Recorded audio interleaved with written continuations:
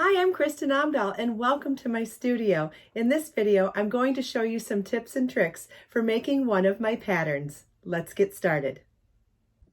This is the Jocasta Easy Crochet Plant Hanger. This is a quick and easy project that makes a fantastic gift too.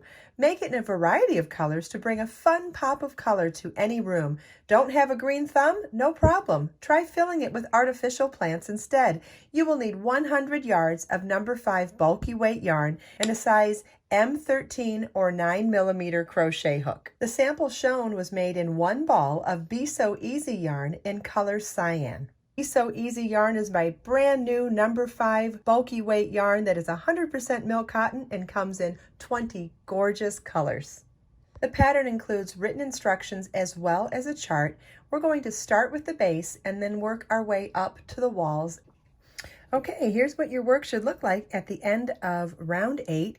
If you do not want to hang your plant hanger, if you just wanted it to be like a cozy around a plant pot, you could fasten off and be done here. But if you want to make it a hanging plant pot, but if you want to make it a plant hanger, meaning a plant pot cover that also hangs, you'll want to attach it to a ring of some kind. And if you don't have a ring like this, you could definitely do round 9 by just slip stitching to itself, and I'll show you how to do that when we get to that point. I don't have an extra one of these rings handy, so I'm going to borrow this one to show you how you would slip stitch onto it, but then I'm also going to show you how you could slip stitch these chains to each other to join all of these ties together without having to have the ring if you don't have one handy. So I think that'll make more sense when we get to round 9.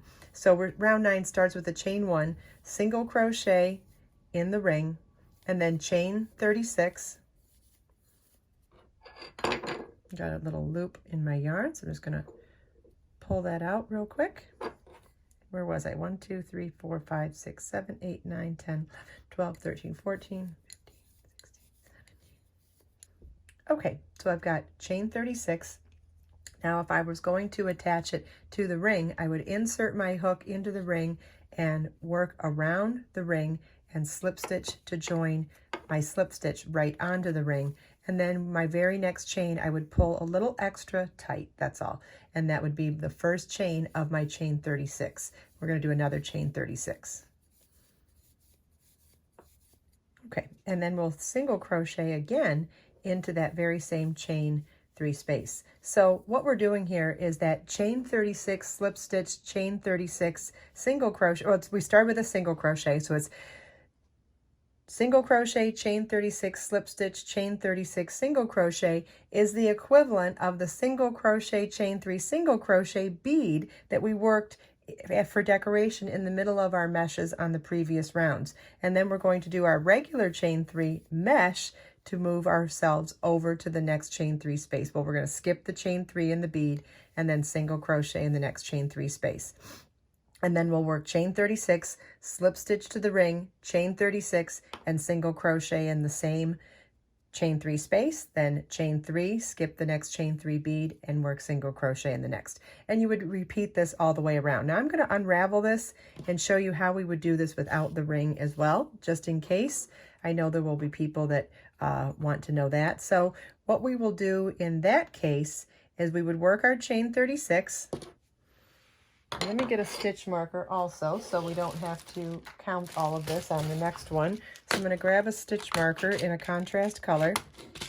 So I said we did our chain 36, then we're going to do one extra chain, and that would be the equivalent of that slip stitch to the ring. And you'll see why I marked it when we finish this one. And then we'll do our chain 36 again. Okay, then single crochet in our same chain 3 space. Then chain 3, skip the next chain 3 space and single crochet in the next chain 3 space. Now in our second repeat, it's going to be chain 36. Okay, but now instead of joining to the ring, if you wanted to do this without the ring, you could also join to the previous chain just like we do when we do join as you go motifs. So we'll find, if you didn't mark the chain, you would have to count up to 37 chains. But since I already marked it, I'm going to slip stitch into that marked chain. And then I would chain 36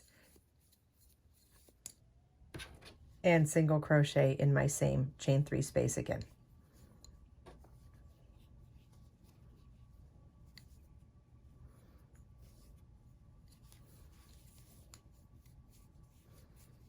Okay, and so now as I continue with my repeat, I'll end up joining all of those chain 36 and slip stitch chain 36. I'll join them all into that same chain so that they're all joined together. Keep in mind also, if you would like your plant hanger longer or shorter than mine, that you could replace the chain 36 with any number. You just want to keep in mind that to keep this even, you would want whatever chain you do before the slip stitch, whether it's a slip stitch to another chain or the slip stitch to the ring, the one right after, you want them both to be equal so that this ends up being equal distance from the plant hanger itself.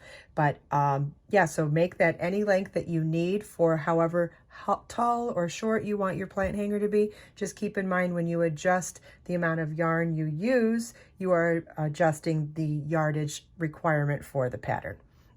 The one other thing that I wanted to show you was how to weave in your loose ends. So when you're working with a thicker yarn like this, sometimes the yarn can come unraveled a little bit at the end. So I'm going to fake that for you right now because this one seems to be pretty intact, and sometimes it stays intact and sometimes it doesn't. But let's say it came unraveled a little bit after you'd been working with this for a while. This is actually great if you wanted to do any feathering or fringe. It's really great that you could brush this out and create that look. But look at how much harder it is to insert your yarn needle to weave in your loose end. So what I like to do is come a little further up onto the piece of yarn and bend it in half and then push it through my yarn needle. And look at that, I got all of those strands in together beautifully. And now you want to just weave your ends into your work. And I like to go back and forth in at least 3 directions for a nice secure fit.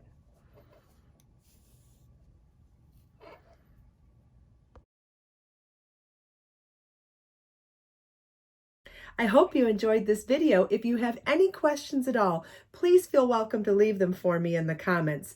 Everything we talked about in this video is also linked in the video description. Let us make time to create, share, and inspire today and every day. I'll see you in the next video.